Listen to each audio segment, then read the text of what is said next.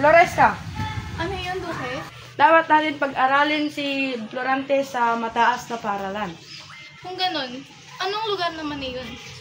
Sa Atenas. Ano? Sa Atenas? Hindi maaari. Hindi ko nais mawali sa akin ng aking anak. Naman natin siyang bigyan na magtuturo sa kanya sa Albania. Bakit kailangan pa sa Atenas? Ngunit yun yung ikakabuti ni Florante. Ina, nalaman ko ipapadala niyo ako sa Atenas. Ikinagagalak kong makakatuklas ako ng mga karunungan. Ngunit ikakalungkot ko dahil ako'y mawawalay sa inyo. Alam ko yun, Florante. Alam ko lahat yun. Hindi ko nais mawalay sa iyong piling, ngunit yun ang desisyon ng iyong ama. Bayan talawa ng Diyos pagpunta mo sa Atenas. Mahal kita, anak ko. Mahal kita, ina ko.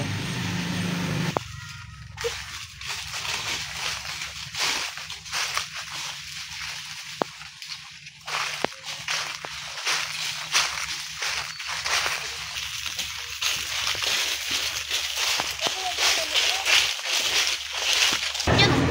Wala.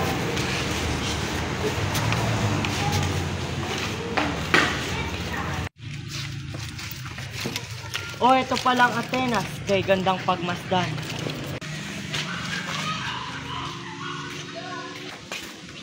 Ikaw ba si Florante? Ako nga. Siya nga pala. Ako nga pala si Antinor. Nais isa ng iyong maging guro. Ikinagagalak ko kayong makilala aking guro.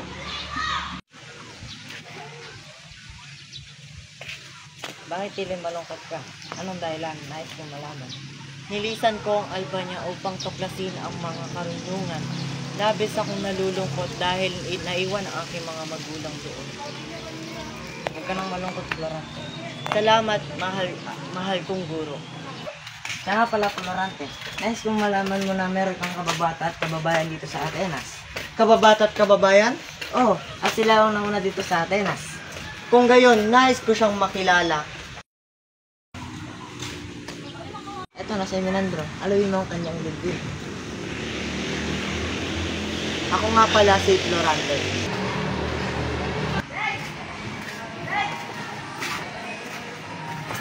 Florante, ito nga pala si Adolfo.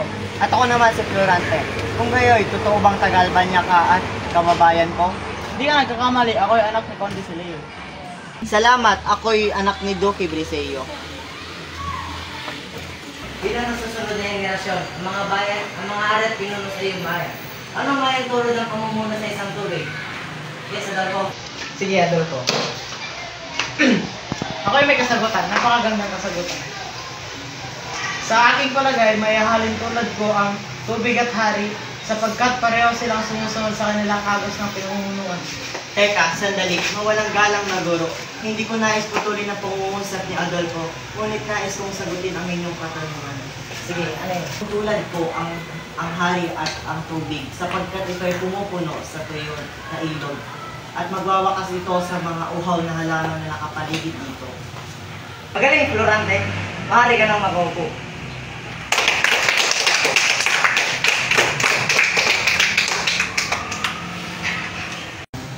Ikaw, Florante, gaganap ka bilang isang Islocles. Ikaw, Adolfo, gaganap ka bilang isang Polemis.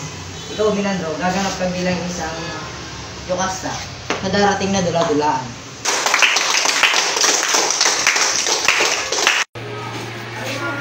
Magandang araw, ginamagal ko. Magandang araw.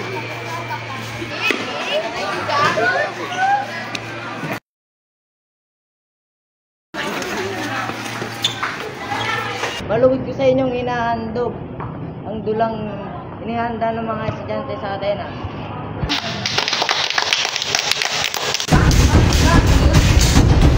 Ikaw na ang umagot sa opera ko! Dapat kang matay! Adolfo, nagpisa ako sa nawa mo! Ginoong Florante, may pinapaabot sa inyong liham si Duque Briseyo. Maraming salamat.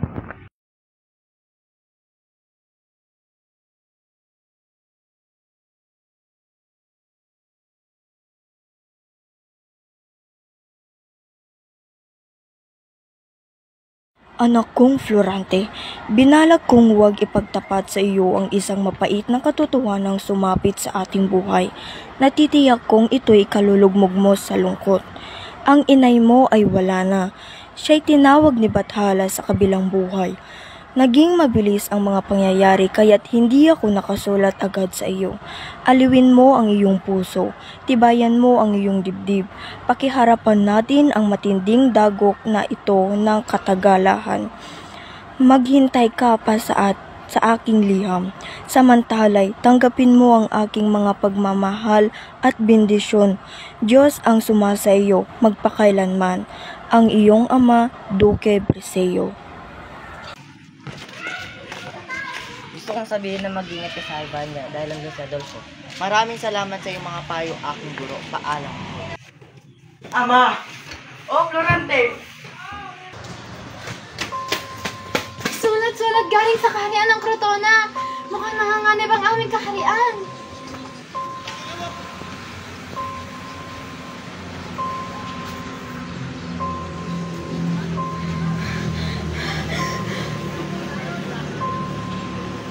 Mukhang nangangalig nga.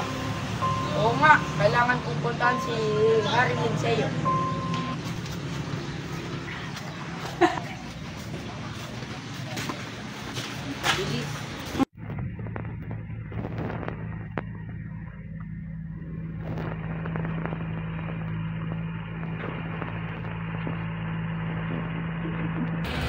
O Briseo, bakit yun na parito? Dito kami dahil kailangan namin ng tulong. Manganib ang mga dyan ng motor.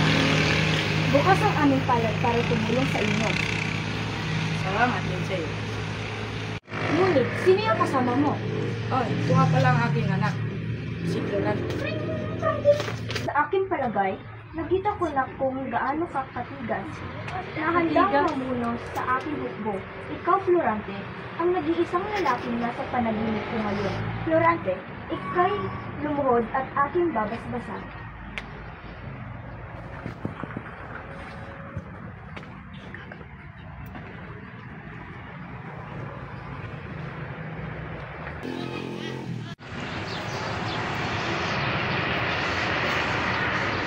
Florante, nandito na pala ang aking napakagandang anak na si Laura na aking tagapagmanaw. Mawalang galang, mahal na hari. Ngunit ayoko lang paligoy-ligoy pa. Gusto ko nagpakasalan si Laura. Ngunit ang desisyon na yan ay na kay Laura. Laura, anong hiwaga ng pagkakataon? Di ko ibig maniwalang ako'y humihinga pa. At nabubuhay sa mga sandaling ito, Laura. Florante, bakit tunay nalulunod ka sa kalungkutan? Nalaman ko ang iyong pinagtitighati. Nakikiramay ako sa pagparang ni Prinsesa Floresta na itinagdulog sa kanilang buong kaharian. Laura, ipinagtatapat ko sa iyo ang aking kalungkutan ay nadaragdagan pa. Kung gayon, hindi nakabuti sa iyo na ako'y masilayan pa ng iyong mga titig. Laura, masakit kang magbiro. Hindi, Florante. Tinutugon ko lamang ang aking sinasabi. Laura, hindi mo ako naunawaan. Hindi ba't pinatutunayan ng dahil sa akin kaya lalong nadaragdagan ang iyong mga kalungkutan? Kung gayon, Oo, natatalos kung hindi ako babagay sa iyong kariktang katulad mo. Laura! Laura! Iniibig kita! sa ibang pagkakataon na lang natin ng pag-usapan. Laura, hindi ang mga tabak ng kalaban ang kikitil sa aking buhay.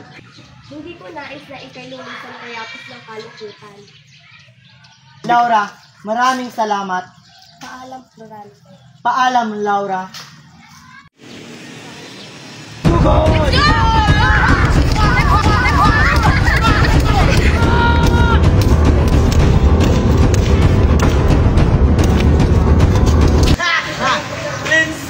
Briseo!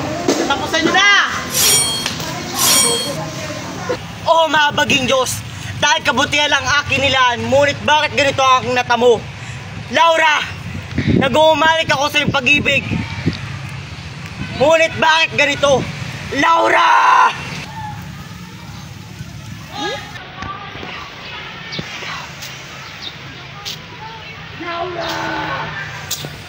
Bakit may naririnig ako? Sino yun?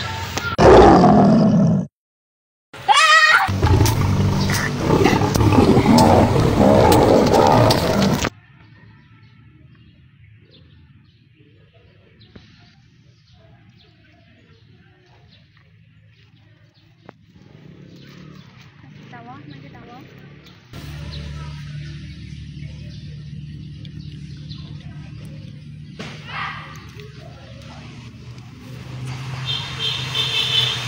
Oo, kalaban, isang mura. Isa nga akong Morok, pero hindi ako ang iyong kalaban sa panahong ito. Oh, nagkamali ka na pala. Kala ko'y patay ka na. Laura, halika dito! Teka, saan tayo pupunta? Sandali! Adolfo! Ay! Tulong! Tulong! Tulong, Florante! Tulungan mo ako, Florante! Laura, kanapusan mo na! Wag! Adolfo! Pudot! Maraming salamat, Florida. Kung di dahil sa'yo, tuluyan na akong nagahasa ni Adolfo. Walang ano nun, Laura. Laura!